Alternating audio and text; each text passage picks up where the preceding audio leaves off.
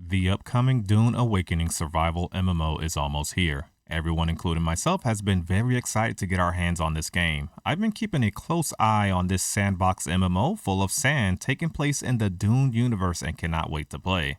So hello gamers, it's Nyce. I hope everyone ashamed to admit they only saw the Dune movies and didn't read the novels is having a nice day. Today we'll break down why there's so much hype for the Dune MMO, if it's truly an MMO, and discuss what we know about the combat thus far. I look forward to covering Dune Awakening more on the channel, and honestly I wanted to wait closer to its release as I already cover a game that's far from release and didn't want to end up doing that again. So make sure you're subscribed if you're interested in more. With that out the way, let's get into it. So let's start off with the basics. Dune Awakening is set in a popular Dune universe based on the novels and movies. I won't go much into detail, but for those of you familiar with Dune, just know that this basically takes place in an alternate timeline where Paul Atreides was never born, which of course has a lot of implications to say the least. This title is set to release on May 20th, 2025, and pre-order bonuses are now available at the box cost of $50 USD. There will be some head start service which may start on May 15th, but upon starting on the 20th, you will have the option to avoid those servers if you choose to do so.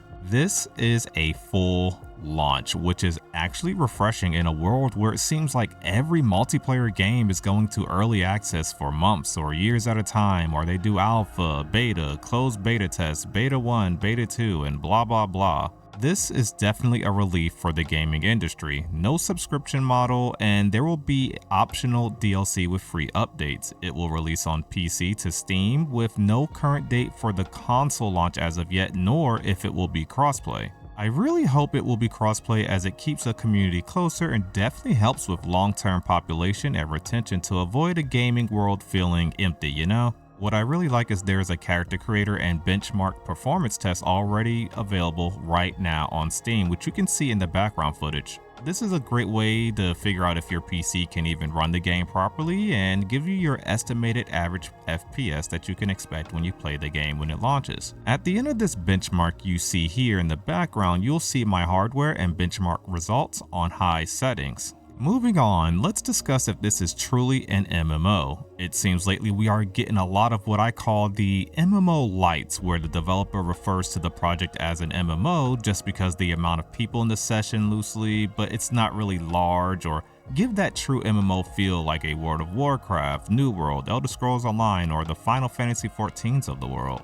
Dune Awakening to me from the previews has always seemed like a survival MMO and leaning more on the survival end of that spectrum, similar to developer Funcom's recent game called Conan Exiles. However, we recently got some detailed information regarding this, so you can make your own genre judgment. During the recent Dune Awakening livestream, which I thought they did a good job with by the way, they provided this handy image to better visualize it, but you essentially at the top have worlds. Think of this as your standard server choice if you've ever played a non-mega server MMO. If you want to play with your friends, you will need to be in the same world, and this is perhaps the most important thing to note and make sure you guys get right with your buddies on launch. Different worlds are completely different realms. We then have the Haga Basin, which is a huge zone that holds about 40 players, and I like to think of this as a server shard, if you will, because you can be in the same world realm, but you can be on a different version of the Haga Basin of said world, and apparently you can choose which Haga Basin you go to, which acts as a sub-server or designated shard, if that makes sense, and I really hope I'm saying Haga Basin right. It's complicated, I know, but you then have the two social hubs of Rakeen and Harko Village, which can hold more players. It'll hold auction houses and your other standard social MMO features you'd expect. You can see a lot more players walking around. I think maybe you'll be able to trade and do a lot more.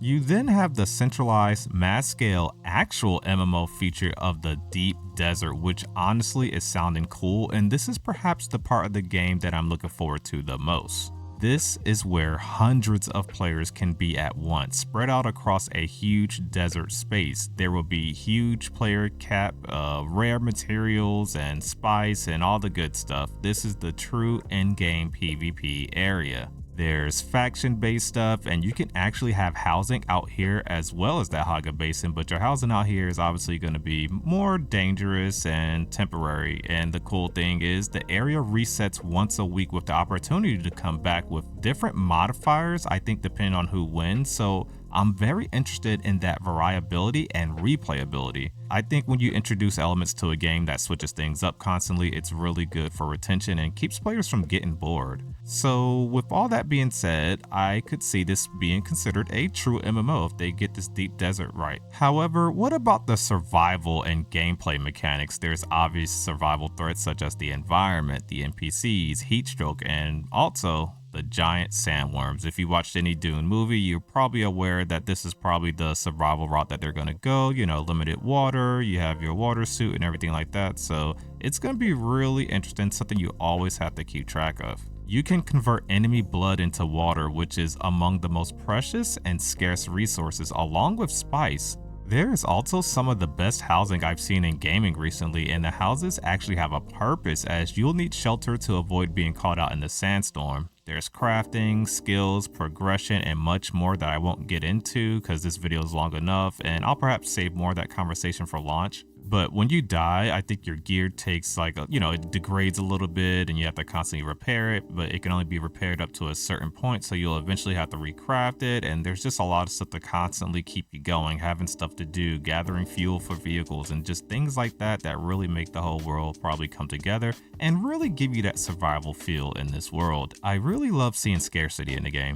However, right now, something I want to do is discuss the combat. I've been watching the combat and honestly, it looks pretty good. We haven't seen any PvP really, so I'm curious on how that will look or feel and how the time to kill will feel. However, a huge point of criticism for myself and some others has been the melee combat. This may just be one of those visual things, and once you actually play, it actually feels good, but I can't explain it, but it needs to be, I don't know, a little bit more something. Maybe for the NPC AI to be more responsive to the hits, some hit stop added, or just a sense of impact that is missing. In most MMOs, or games for that matter, it seems that ranged weapons and DPS always reign supreme, as you do about the same damage but at a safer distance, and the Dune gameplay so far seems to be like that. I don't expect everything to be bullet sponges, but it just seems like a little concerning. And one more concern that I have, even as a PvP main that is that there won't be much in-game PvE content or challenges from what I know so far. Dune won't have a true MMO like dungeon to explore, but I really hope they add something similar with some mini bosses or difficult encounters, perhaps in caves, to keep things fresh, especially while out in the deep desert. We already know you can do the whole game solo, which is not very MMO-esque, but I feel players will enjoy a good deep desert challenge occasionally, you know, like a little mini dungeon or some tough bosses. Maybe you just make it humans with like a crap ton of armor or something like that. I don't know, but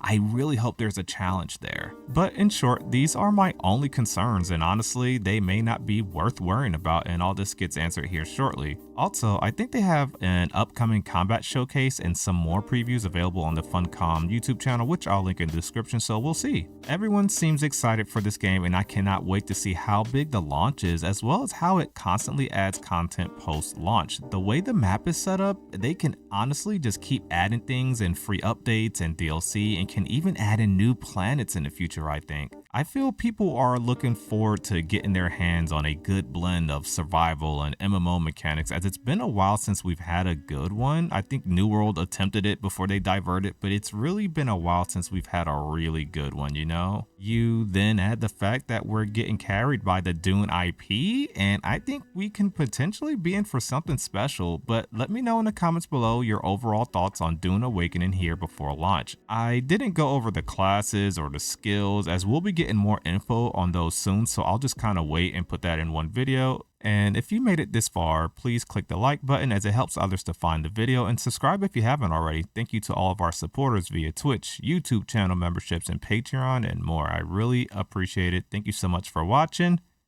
It's been nice.